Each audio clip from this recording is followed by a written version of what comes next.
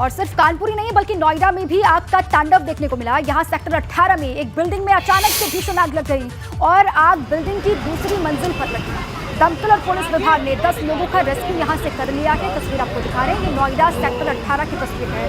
एक बिल्डिंग में भीषण आग लगी और बिल्डिंग के दूसरे मंजिल पर ये आग लगी है। लगातार वहां पर आग पर काबू पाने की कोशिश की जा रही है। बिल्डिंग में भीषण आग की तस्वीर आपको दिखा रहे हैं। खबर ये है कि दमकल और पुलिस विभाग के जो कर्मचारी वहां पर पहुंचे हैं, पुलिस के जवान जो वहां पर पहुंचे हैं, दमकल विभाग के जो कर्मचारी हैं, उन्होंने 10 लोगों का रेस्क्यू यहाँ से कर लिया है। 2 तस्वीर आपको दिखा रहे हैं। बिल्डिंग में भीषण आग और मौके पर धुएं का काला गुबार भी उठ रहा है। पानी की बौछार भी की गई। आग पर काबू पाने का काम अभी भी चल रहा है। लगभग ये कहा जा रहा है कि आग पर काबू तरीके से पा भी लिया गया, ये जानकारी है। बाकी जो लोग भीतर थे मौजूद वो सभी सुरक्षित हैं। 10 लोगों को बाहर सुरक्षित निकाल लिया गया। मेरठ की खबर आपको बताते हैं। मेरठ में अवैध निर्माण पर प्रशासन का बड़ा एक्शन यहाँ पर देखने को मिला। यहाँ पर तालाब की जमीन से अवैध कब्जे को हटा दिया गया। तस्वीर में दिखा रहे हैं कार्रवाई की। हिस्ट्री शीटर नदीम ने तालाब की जमीन पर कब्जा किया हुआ था। भारी पुलिस फोर्स और पीएसी बल की मौजूदगी में नगर निगम ने कार्रवाई की है। तालाब की जमीन पर 12 मकान अवैध तरीके से बनाए गए थे, जिन पर ये बुलडोजर वाली कार्रवाई हुई है।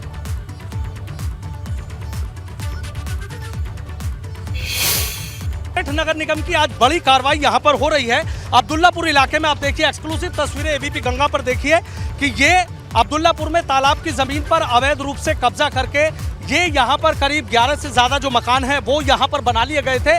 और अब यहाँ पर नगर निगम का जो बुलडोजर है वो देखिए कि लगातार सख्त एक्शन लेता हुआ एक नहीं बल्कि 2 बुलडोजर यहाँ पर गरजते हुए आपको नजर आ जाएंगे। एबीपी गंगा पर एक्सक्लूसिव तस्वीरें सबसे पहले आप देखिए। अब इस पूरे मकानों जो 2 मंजिला ये पूरा मकान है, इसको जमींदोज करने की जो कार्रवाई है वो नगर निगम की तरफ से यहाँ पर कर दी गई है। आप ये देख लीजिए। देखिए, बताया ये जा रहा है कि यहाँ का जो हिस्ट्री शीटर है नदीम मेवाती, उसने अपने कुछ साथियों के साथ मिलकर इस तालाब की जमीन पर कब्जा किया और कब्जा करने के बाद भोले भाले लोगों को ये जमीन यहाँ पर उसने बेच दी। चूंकि तालाब की जमीन थी तो कोई यहाँ पर उसका बैनामा नहीं हो सकता था, लेकिन अब चूंकि ये मामला तूल पकड़ा और तूल पकड़ने के बाद ये मामला जो है पूरे तालाब की पैमाइश कराई गई तो पता लगा कि 1770 वर्ग मीटर जो जमीन है उस पर पूरी तरीके से अवैध कब्जा करके ये जो मकान है ये मकान यहाँ पर खड़े कर लिए गए थे। और उसके बाद ये मामला तहसील पहुंचा और तहसील से बेदखली के आदेश हो गए। उसके बाद इन मकानों को गिराने की जो कार्रवाई है वो यहाँ पर शुरू की गई है। आप देखिए, एक्सक्लूसिव तस्वीरें एबीपी गंगा पर। ये मेरठ के अब्दुल्लापुर इलाके की तस्वीरें हैं कि जहां नगर निगम के एक नहीं बल्कि जो 2 बुलडोजर हैं वो यहाँ पर इस अवैध निर्माण को जमींदोज करते हुए यहाँ पर नजर आ रहे हैं। हालांकि यहाँ लोगों ने हंगामा इस बात को लेकर जरूर किया था कि यहाँ जब ये मकान बनाए जा रहे थे तब नगर निगम की टीम आखिर कहाँ सो रही थी, कैसे ये 2 मंजिला मकान यहाँ पर बना दिए गए। इसको लेकर महिलाओं ने यहाँ पर हंगामा किया और नगर निगम के जो लेखपाल है उन पर भी गंभीर आरोप लगाए थे कि यहाँ पर वसूली की गई कि ये मकान नहीं गिरेंगे, लेकिन आज ये गिर गए। आगे बढ़ते हैं। कानपुर से बड़ी खबर है, जहां पनकी इलाके में एक केमिकल फैक्ट्री में भीषण आग लगने की बड़ी जानकारी मिल रही है। आग की खबर मिलते ही मौके पर दमकल विभाग की कई गाड़ियां पहुंच चुकी हैं। आग पर काबू पाने की कोशिशें वहां पर लगातार की जा रही हैं। ये एक्सक्लूसिव तस्वीर आपको दिखा रहे हैं। केमिकल की यह फैक्ट्री है जहां पर भीषण आग लगी। दमकल विभाग की कई गाड़ियां मौके पर मौजूद। किस तरीके से धुएं का काला गुब्बार यहां से उठ रहा है, भीषण आग की लपटें आप देख सकते हैं। केमिकल फैक्ट्री में आग कैसे लगी इसका पता अभी तक नहीं चल पाया है, लेकिन सबसे पहले प्राथमिकता है कि आग पर काबू पा लिया जाए।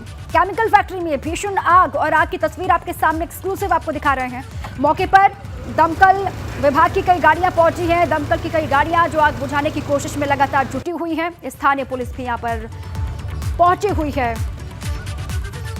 केमिकल फैक्ट्री में आग लगने की वजह क्या रही इसको जानने की कोशिश, लेकिन सबसे पहले प्राथमिकता है कि आग पर काबू पा लिया जाए। और इसी पर हमारे साथी रतीश जुड़ चुके हैं अधिक जानकारियों के साथ में। रतीश, आग सबसे पहले तो ये बताएं कि कैसे लगी, क्या वजह बताई जा रही है और आग को बुझाने के लिए, काबू पाने के लिए वहां पर टीमें पहुंच चुकी हैं? देखिए, फिलहाल आग लगने का कारण तो स्पष्ट नहीं हो पाया है, लेकिन दमकल विभाग की जो गाड़ियां, 4 गाड़ियां मौके पर हैं और क्योंकि केमिकल फैक्ट्री है ये और काफी बड़ी तादाद में ज्वलनशील पदार्थ यानी केमिकल के ड्रम्स यहाँ पर रखे हुए थे, इसलिए आग काफी तेजी से भड़की और उसके बाद इसको काबू करने के लिए दमकल विभाग पूरी तरीके से कोशिश कर रहा है। पनकी इंडस्ट्रियल एरिया पड़ता है, यहाँ की फैक्ट्री है और आग बुझाने के लिए दमकल विभाग के जो कर्मचारी हैं वो पूरी तरीके से जुटे हुए हैं। इस फैक्ट्री में क्या लोग भी मौजूद थे रतीश? रतीश, आवाज आ रही है आपको? ये आपका सवाल एक बार फिर से लोगों दोहराएं। की मौजूदगी भी थी क्या फैक्ट्री में? लोग भी मौजूद थे फैक्ट्री के भीतर? कोई जानकारी लोगों को लेकर? जी बिल्कुल बिल्कुल, देखिए केमिकल फैक्ट्री है और केमिकल फैक्ट्री में यहाँ पर मजदूर काम कर रहे थे।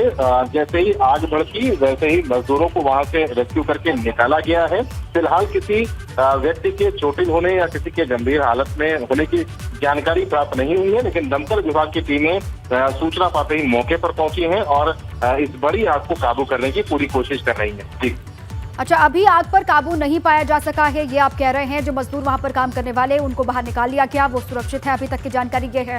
कितने देर पहले ये घटना हुई और कितना वक्त अभी लगेगा आग पर काबू पाने में, क्या बता रहे हैं जो अधिकारी वहां पर मौजूद हैं? रतीश जी बिल्कुल, फिलहाल 5 बजे का वक्त हो रहा है। ये 3 से 3:15 बजे के आसपास का बताया जा रहा है जब यहाँ पर आग लगी है और फिलहाल पूरी तरह से आग को काबू नहीं पाया गया है, लेकिन आग पर यह कहा जा सकता है कि कुछ हद तक दमकल विभाग के कर्मचारियों ने काबू जरूर पाया है। जी शुक्रिया आपका पूरी जानकारी के लिए रतीश। खबर बहराइच से है, जहां सरकारी मेडिकल कॉलेज में गंदगी देखकर मंत्री बलदेव सिंह भड़क गए। उन्होंने मेडिकल कॉलेज के प्रिंसिपल को जमकर फटकार लगाई। मेडिकल कॉलेज के प्रिंसिपल पर नाराजगी जाहिर की तस्वीर दिखा रहे हैं आपको।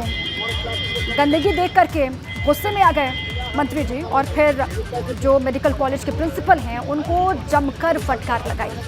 यहाँ पर पहुंचे हुए थे मंत्री बलदेव सिंह निरीक्षण करने के लिए मेडिकल कॉलेज का, वहाँ पर देखने के लिए व्यवस्थाएं किस तरीके से हैं, साफ सफाई का ख्याल किस तरीके से रखा गया है, ये देखने के लिए मेडिकल कॉलेज पहुंचे थे। लेकिन वहाँ पर गंदगी का अंबार था, साफ सफाई बिल्कुल नहीं थी, जिसको लेकर मेडिकल कॉलेज के प्रिंसिपल को जमकर फटकार उन्होंने लगाई है। ये उसी वक्त की तस्वीर आपको हम दिखा रहे हैं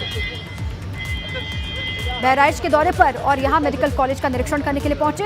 गंदगी का अंबार दिखाई दिया, उसके बाद नाराजगी जाहिर की, प्रिंसिपल को जमकर फटकार लगाई। और अब बात कुशीनगर की, यहाँ प्रभारी मंत्री सुरेश खन्ना ने एक परिषदीय स्कूल का निरीक्षण किया और मंत्री जी ने यहाँ एक एक बच्चे से पढ़ाई लिखाई के बारे में तफसील से बातचीत की। एक एक बच्चे से वो बात करते हुए दिखाई दिए, उनको काफ़ी तफसील से वो पूछते हुए दिखाई दिए कि किस तरीके से पढ़ाई यहाँ पर होती है, टीचर्स आते हैं कि नहीं आते हैं। ये उसी वक्त की तस्वीर आपको हम दिखा रहे हैं। 19 घंटे 18 घंटे घर पर है, तो उसको तो ज़्यादातर घर का माहौल ही। ठीक है, शाबाश, बहुत अच्छा। पीपल, नीम, आम और सागवान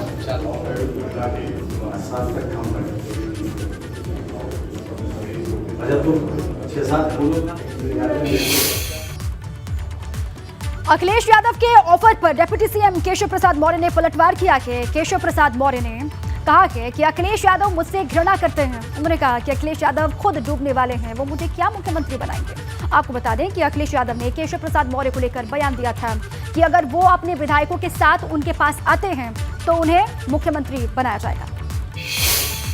बहुत कमजोर आदमी है, उन्होंने सपना तो देखा था मुख्यमंत्री बनने का, आज भी ले आए 100 विधायक। अरे बिहार से उदाहरण लें ना, वो जो बिहार में हुआ वो यूपी में क्यों नहीं करते हैं? अगर उनमें हिम्मत है और उनके साथ अगर विधायक हैं, एक बार तो बता रहे थे वो कि उनके पास 100 से ज़्यादा विधायक हैं, तो आज भी विधायक ले आए, समाजवादी पार्टी समर्थन कर देगी उनका। वो स्वयं मतलब इस समय अपने विधायकों को साथ रखने में सफल नहीं हो सकते और भारतीय जनता पार्टी को श्री अखिलेश यादव जी को यह ध्यान में रखना चाहिए कि अब कम से कम 25 वर्ष तक उन्हें अब सत्ता का सुख मिलने वाला नहीं है। सपा उनकी खंड खंड हो सकती है, सपा समाप्तवादी पार्टी हो सकती है, लेकिन भारतीय जनता पार्टी को जिस प्रकार के स्वप्न देख करके गुमराह करने की कोशिश कर रहे हैं प्रदेश की जनता को, उनको गुमराह करने का कार्यक्रम सफल नहीं होगा। आगरा से खबर है, आगरा में एक युवक को आग के साथ खेलना भारी पड़ गया। ये युवक इस कारण झुलस गया क्योंकि वो अपने मुंह में पेट्रोल भरकर आग वाला स्टंट करने की कोशिश कर रहा था, देख लीजिए आप, और इसी दौरान वो झुलस गया। मौके पर मौजूद लोगों ने आग पर काबू पा लिया, जिस वजह से बड़ा हादसा होने से बच गया। स्टंटबाजी का फितूर किस तरीके से जानलेवा साबित हो सकता है, ये तस्वीर आप देख लीजिए, अंदाजा आपको हो जाएगा। मुंह में पेट्रोल भर करके स्टंट करने की वो कोशिश कर रहा था, लेकिन अचानक से आग और भड़की। आसपास के जो लोग मौजूद थे, जो इस स्टंट को देखने के लिए वहां पर पहुंचे हुए थे, उन्होंने आग पर काबू पाया, जिससे एक बड़ा हादसा होने से बच गया। आग से युवक झुलसा है, ये जानकारी है। ये स्टंट जानलेवा साबित हो सकता है, ये सभी को समझना होगा। और ये हीरोपंती कभी कभी जानलेवा साबित हो सकती है। ये तस्वीर आप देख लीजिए।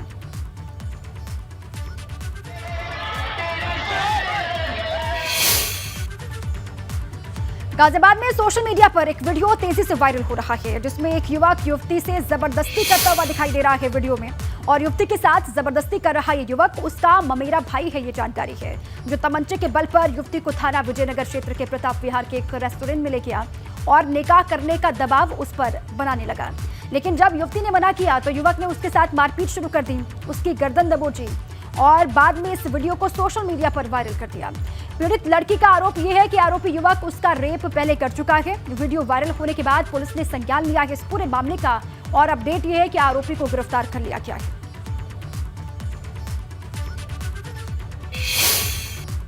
पूछताछ में पता लगा है कि ये उस व्यक्ति के मेरे भाई हैं। इसमें तुरंत ही हमने तहरीर लेके और सुसंगत धारा में मुकदमा पंजीकृत कर लिया एवं जो भी अभियुक्त है उसकी गिरफ्तारी कर दी। इसमें मारपीट और बलात्कार की धाराओं में तहरीर दी गई थी। इसमें तुरंत ही हमने गिरफ्तारी सुनिश्चित कर ली और आगे विवेचना के दौरान जो भी धाराओं की बढ़ोतरी या कटौती होगी वो आगे। अगली खबर कौशाम्बी से है। बच्चा चोरी के शक में ग्रामीणों ने साधुओं को पीटा है। कार से जा रहे साधुओं को ग्रामीणों ने पकड़ा और एक साधु को पीटने का जो वीडियो है वो सोशल मीडिया पर लगातार वायरल हो रहा है। वही वीडियो आपको हम दिखा रहे हैं। सूचना के बाद पुलिस वहां पर पहुंची, ग्रामीणों के चंगुल से साधु को बचा लिया गया। पुलिस पूरे मामले की जांच में जुटी हुई है। मंजनपुर कोतवाली क्षेत्र के कोडर का ये पूरा मामला बताया जा रहा है। ग्रामीणों ने बच्चा चोरी के शक में साधुओं को पीटा। एक साधु को पीटने का जो वीडियो है आपके सामने, ये वीडियो सोशल मीडिया पर भी लगातार वायरल हो रहा है। लोगों के चंगुल से साधुओं को पुलिस ने छुड़ा लिया और अब पूरे मामले की पड़ताल में पुलिस जुट गई है। असल में वजह क्या है, जो आरोप लगा रहे हैं गांव वाले, उस आरोप में कितनी सच्चाई है इसको जानने की कोशिश भी पुलिस लगातार कर रही है। ये वायरल वीडियो जिसमें लोग साधु को पीटते हुए दिखाई दे रहे हैं। बच्चा चोरी के शक में ग्रामीणों का गुस्सा फूटा साधुओं पर। एक साधु को पीटने का ये वीडियो सोशल मीडिया पर लगातार वायरल। कानपुर में केडीए ने बड़ी कार्रवाई की है। केडीए की टीम ने दिव्यांशी गार्डन पर बुलडोजर चला दिया है। फर्जी रजिस्ट्री करके गेस्ट हाउस बनाने पर यह कार्रवाई हुई है। प्रसपा नेता विनोद प्रजापति का गेस्ट हाउस है, ये जानकारी। केडीए की बड़ी कार्रवाई है कानपुर में, जहां पर केडीए की टीम ने दिव्यांशी गार्डन पर बुलडोजर चला दिया और बुलडोजर वाली कार्रवाई की। जानकारी यह है कि फर्जी रजिस्ट्री करके गेस्ट हाउस यहां पर बनाया गया था, जिसके बाद इस गेस्ट हाउस पर कार्रवाई हुई है। और गेस्ट हाउस को लेकर जानकारी है कि ये प्रसपा के नेता विनोद प्रजापति का गेस्ट हाउस है।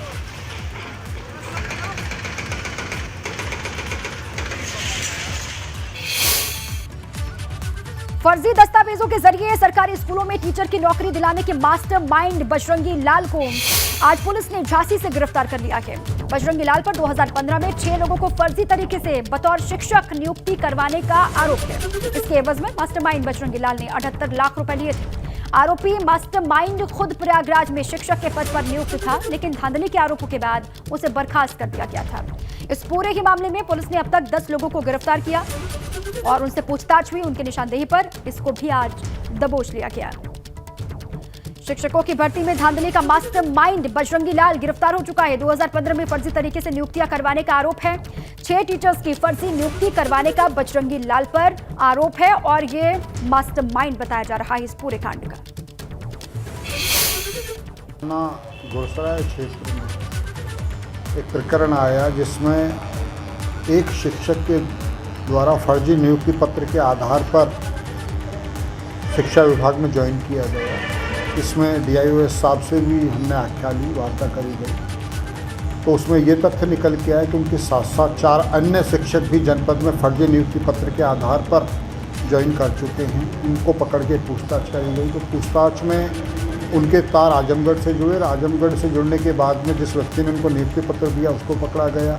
फिर उनसे पूछताछ करी गई, तो पूछताछ में तथ्य निकल के आया कि पूर्व में एक बर्खास्त शिक्षक इस पूरे घटनाक्रम का मास्टरमाइंड था। तो इस गैंग में जितने भी लोग थे उन सबको पकड़ा गया है, उनसे एविडेंस कलेक्शन किए गए हैं, सारे गैंग का पर्दाफाश किया गया है, सभी लोगों को उठा के जेल भेजा गया।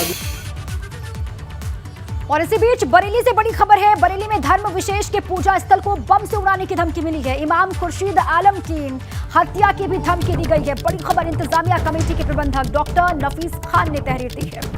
आईएमसी प्रमुख ने अपील जारी करके शांति बनाए रखने की अपील की है। ये बड़ी खबर बरेली से आपके सामने है। बड़ी जानकारी है कि जहां पर धर्म विशेष के पूजा स्थल को बम से उड़ाने की धमकी मिली है। इसी पर और डिटेल्स को जान लेते हैं। हमारे साथी अनूप जुड़ चुके हैं बरेली से। अनूप, इस धमकी को लेकर क्या जानकारी पुलिस के अधिकारी दे पा रहे हैं?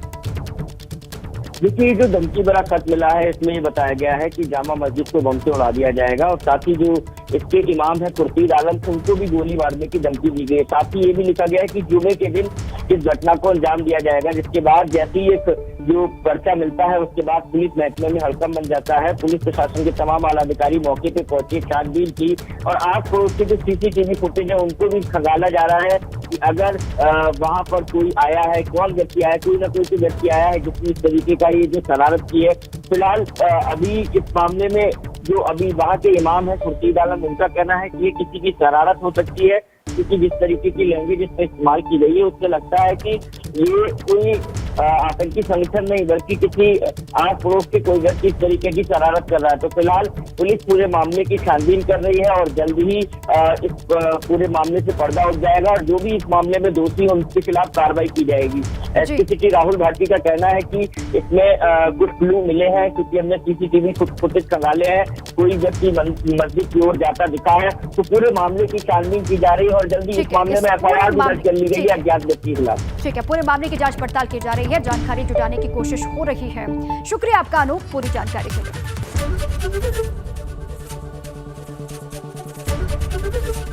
एबीपी गंगा, खबर आपकी, जुबान आपकी।